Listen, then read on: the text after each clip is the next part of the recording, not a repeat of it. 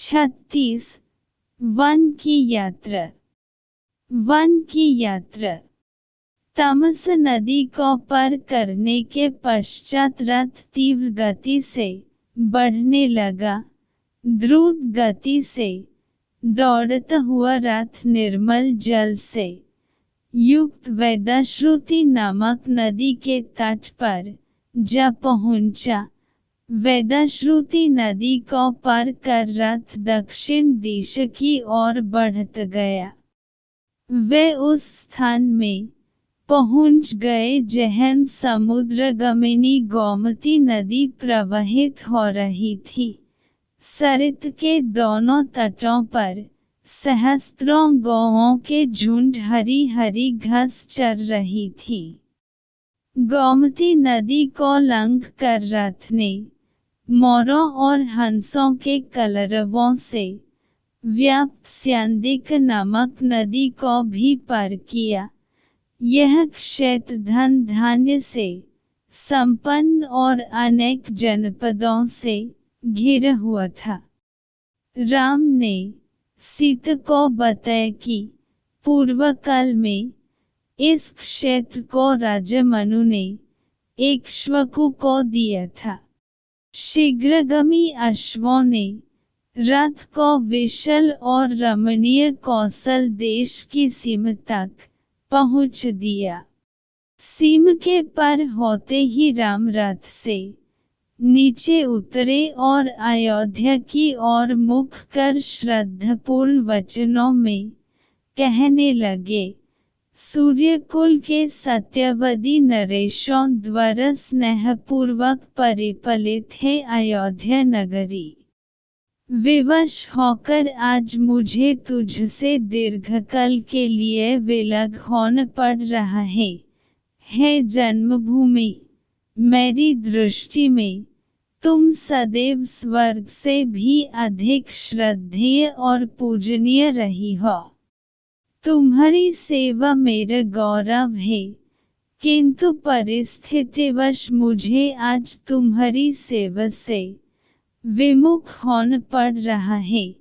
हे जननी, तुम सदैव मेरे लिए प्रेरणामयी रही हो।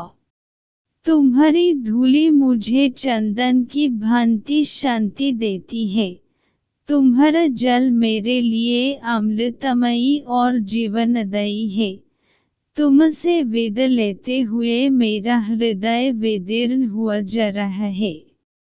पिताजी की आज्ञा का पालन करके 14 वर्ष पश्चात मैं पुनः तुम्हारा दर्शन तथा तुम्हारी सेवा का सौभाग्य प्राप्त करूंगा।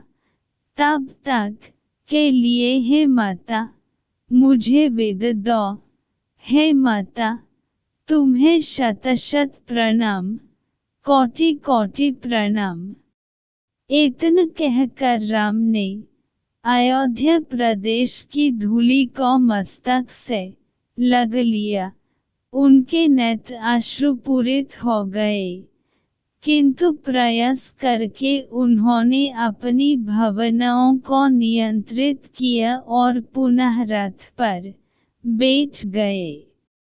रथसीन हो जाने के पश्चात वे लक्ष्मण एवं सीता को मातृभूमि की गरिमा एवं महत्व के विषय में बताने लगे। वे कलुषनाशिनी परम पावन भगीरथी गंगा के तट पर पहुंच गए। उस सुरम्य वातावरण में वे बहुत देर तक चकित से खड़े रहे।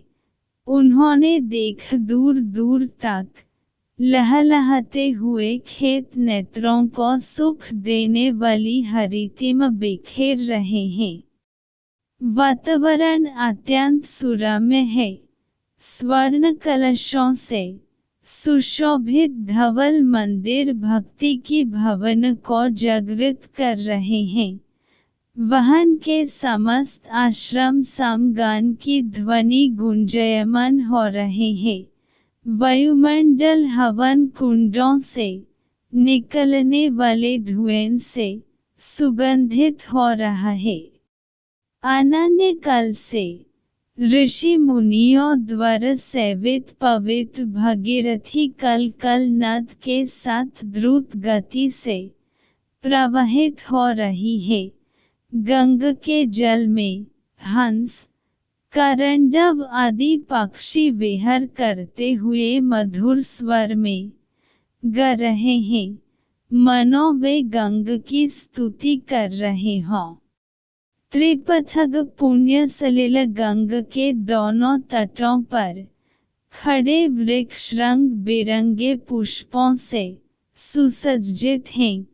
ऐसा प्रतीत होता है कि वे अपने फूलों का अर्घ्य चढ़कर गंगा का अभिषेक कर रहे हैं। वे इस मनोमुग्धकारी छवि निहारने में लीन हो गए। कुछ काल के पश्चात राम सुमंत से बोले, मंत्रीवर, आज हम यहीं विश्राम करेंगे। हंगुदी के उस विशाल वृक्ष पर कितने सुंदर तथा आकर्षक फल लगे हुए हैं। आज हम इन्हीं फलों का आहार करेंगे और रात्रि भी यहीं पर व्यतीत करेंगे। रामचंद्र का आदेश पाते ही सुमंत ने रथ को हंगुदी के वृक्ष के नीचे खड़ा कर दिया और अश्वों को निकट ही हरी हरी घास चरने के लिए छोड़ दिया।